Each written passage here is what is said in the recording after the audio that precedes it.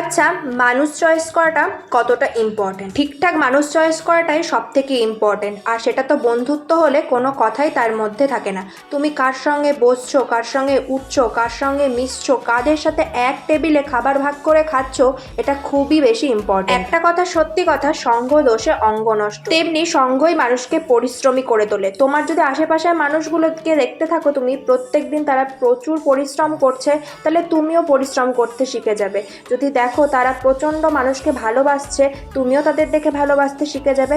অন্যদিকে তারা যদি খারাপ হয়, তাদের মতো খারাপ মেন্টালিটি তোমার মাথাতেও ঢুকে যাবে। আমার মনে হয় ফ্রেন্ডশিপ তো খুবই দেখে শুনে বুঝে করা উচিত, কারণ একটা বন্ধু যেমন তোমাকে উন্নতিতে সাহায্য করতে পারে, তেমনি তোমার একটা বন্ধুই তোমাকে অবনতিতেও সাহায্য করতে পারে। আমার জীবনের উপলব্ধি থেকে আমি তোমাদের সাথে শেয়ার করতে পারি, দুষ্টু গরুর থেকে কিন্তু শূন্য গোয়াল অনেক ভালো। এটা অন্তত শান্তিতে আর ভালো থাকা যায়।